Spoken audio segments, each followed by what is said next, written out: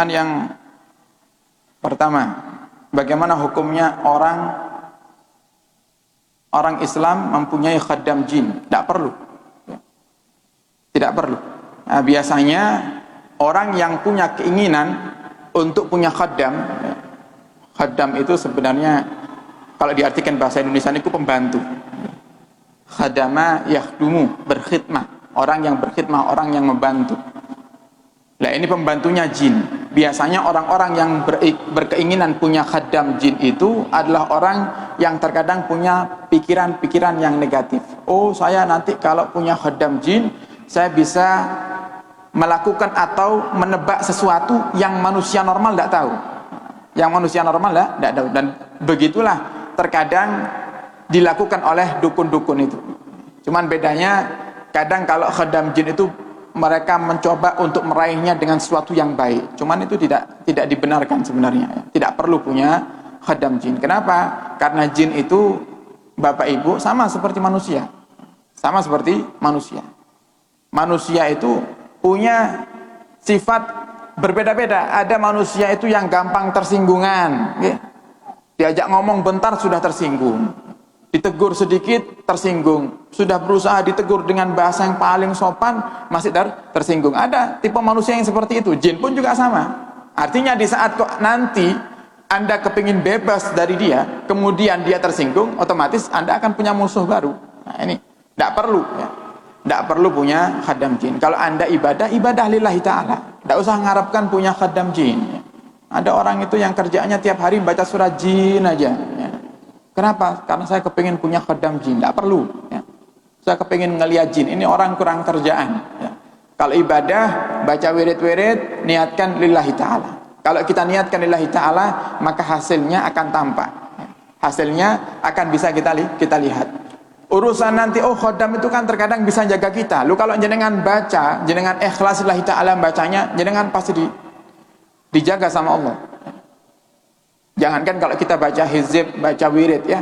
Kalau kita punya keyakinan di hati, yaitu hanya takut kepada Allah, tidak takut kepada selain Allah, pasti dijaga dengan sama Allah SWT. Sebagaimana Nabi Muhammad katakan, man khafallah khafahu kullu syai'. Siapa yang takut kepada Allah, maka semuanya akan takut kepadanya. Semuanya akan takut, cuman numbuhkan di hati aja. Ya Allah, yang saya takuti hanya Engkau ya Allah. Selain Engkau tidak ada yang saya takuti. Saya tidak takut dengan manusia, saya tidak takut dengan apapun yang ada di dunia ini. Ini takut hanya kepada Allah, menjadikan Allah menjaga kita nanti. Nah, sama bisa kita praktekkan di saat-saat ada wabah seperti ini ya, Bapak Ibu. Kemarin kita sudah ingatkan di majelis pembukaan Jumat pagi. Mungkin ada yang tidak hadir, kita ingatkan kembali. Wabah penyakit itu bukan berarti nanti setelah corona ini hilang tidak akan ada wabah lagi. Karena termasuk dari tandanya hari kiamat itu akan bermunculan wabah-wabah penyakit. Disebut wabah karena merata. Kata Nabi Muhammad, akan datang zaman di mana sudah dekat dengan hari kiamat dan tanda-tandanya adalah banyaknya wabah penyakit. Beda kalau banyak penyakit. Kalau banyak orang sakit mah setiap negara pasti ada yang sakit ya. Kita Indonesia kalau sudah musim hujan, banyak yang kena demam berdarah ya. Tapi akan ada wabah yang merata ya, bahkan sedunia ya, seperti contohnya sekarang. Artinya akan ada kemungkinan suatu saat nanti entah kita bisa mendapatinya atau tidak ya, masa di mana akan bermunculan lagi wabah-wabah yang semacam ini. Wabah-wabah yang besar ya. Nah, terus bagaimana cara kita mengatasi ya? Jadikan saat ini untuk belajar. Belajar takut kalau nanti di masa-masa yang akan datang dan kita masih hidup muncul lagi wabah yang baru.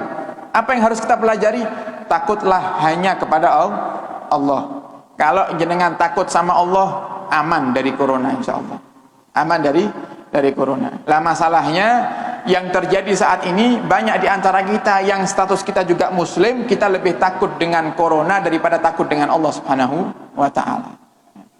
Kadang yang kita sayangkan itu adalah mereka yang saking takutnya dengan corona, mereka tinggalkan kewajiban mereka. Mereka tinggalkan kewajiban mereka. Misal tidak sholat Jumat.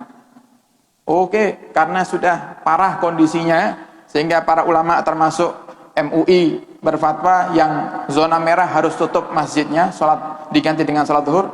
Itu dibenarkan. Cuman kadang yang perlu dipertanyakan, sholat zuhurkah mereka yang tidak Jumatan di masjid itu? Kalau mereka alasannya tidak mau Jumatan di masjid karena takut corona, dan di rumah ternyata tidak menjalankan sholat zuhur, berarti mereka lebih takut dengan corona daripada Allah Subhanahu wa taala. Nah, sehingga takut kepada Allah, kita akan dijamin oleh Allah Subhanahu wa taala semua yang ada di dunia ini akan takut kepada kita. Wallahu a'lam bishawab.